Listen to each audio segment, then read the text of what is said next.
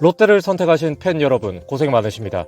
자이언츠 야구의 모든 것, 자이언식스 채널의 용캐스터입니다. 반갑습니다. 오늘 소통해볼 주제는 새롭게 영입된 외인들에 대해 다뤄볼까 합니다.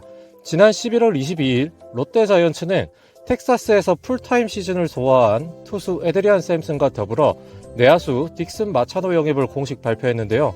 계약 규모는 샘슨의 경우 총액 83만 9,700달러, 마차도의 경우 총액 60만 달러로 발표되었습니다.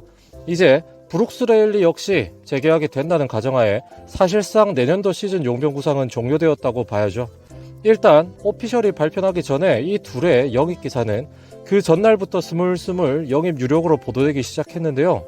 특히 샘슨 선수의 경우 올 시즌에 여러 보도되었듯이 추신수 선수의 동료로 빅리그에서 풀타임으로 뛰던 선수에다가 그간 KBO에 노크를 했던 하락세 선수가 아닌 성장세 선수이기에 더더욱 설마 올까 하는 반문을 달았던 선수였습니다.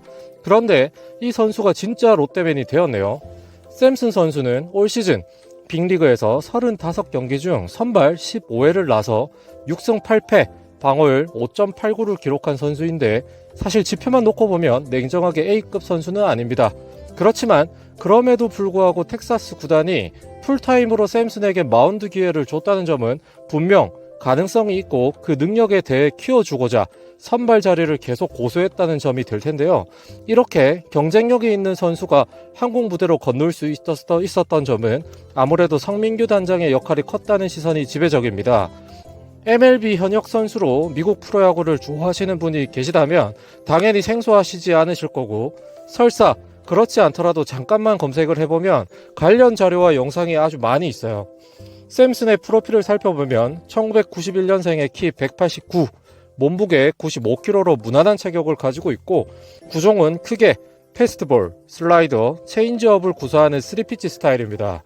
그런데 특이한 점은 위닝샷으로 사용하는 슬라이더가 보통 130km 초중반대로 형성이 되는데 이 공이 타자에 따라 종 슬라이더와 횡 슬라이더로 다양하게 꺾입니다. 이 스타일로 빅리그에서도 9이닝당 탈삼진을 6개에서 7개 정도 빼앗아냈어요. 제가 볼 때 이 선수는 마이너리그에서도 꾸준히 선발 로테이션을 들며 이닝히터 역할을 해왔고 이 슬라이더 때문인지 내년 시즌 정말 기대가 됩니다.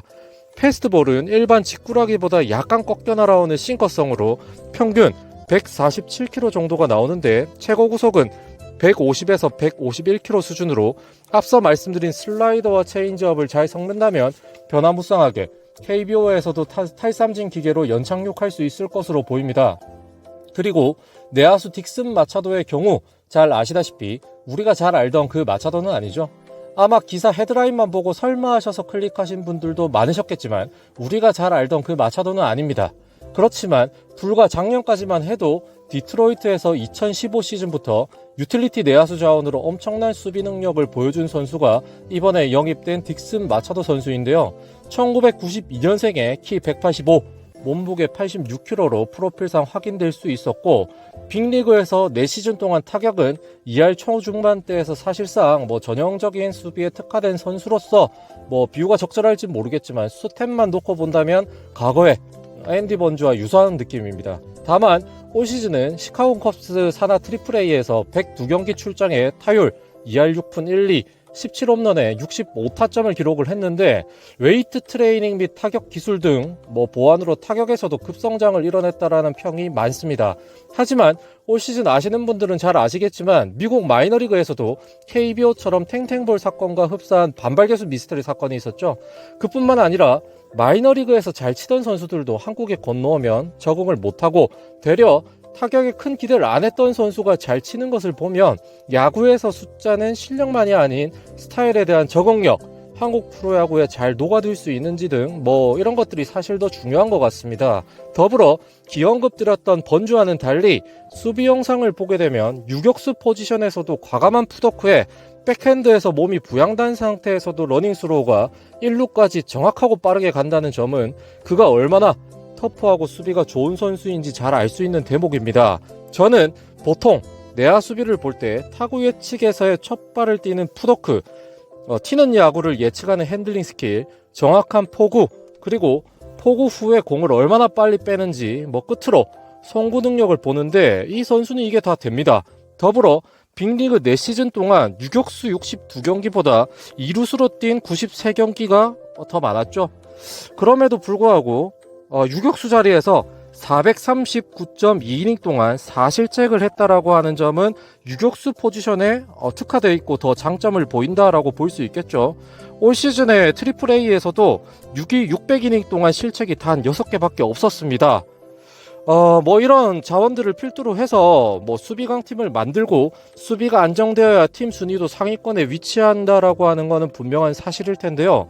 이러한 부분은 성민규 단장이 팀 리빌딩에 있어서 가장 중요하게 여기는 부분인 것 같습니다. 그러한 이유로 포수라인과 더불어 센터라인 강화를 모색하고 있으니 말이죠.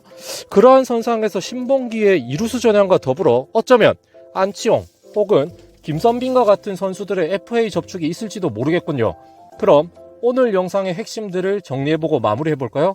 첫째, 11월 22일자 롯데자이언츠 우한 선발투수 에드리안 샘슨과 내야수 딕슨 마차도 영입 오피셜 발표. 둘째, 에드리안 샘슨은 텍사스 풀타임 빅리거의 상승세를 그리던 투수로 크게 기대. 셋째, 에드리안 샘슨은 패스트볼, 슬라이더, 체인지업, 3피치 스타일이며 위닝샷은 종횡의 변화무쌍한 슬라이더.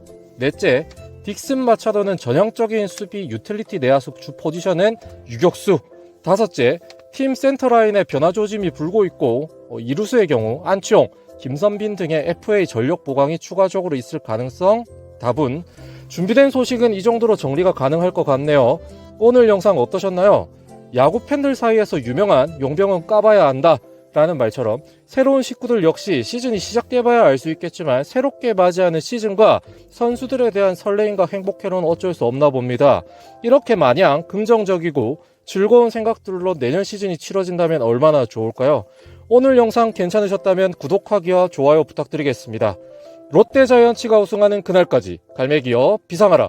끝까지 시청해주셔서 대단히 감사합니다.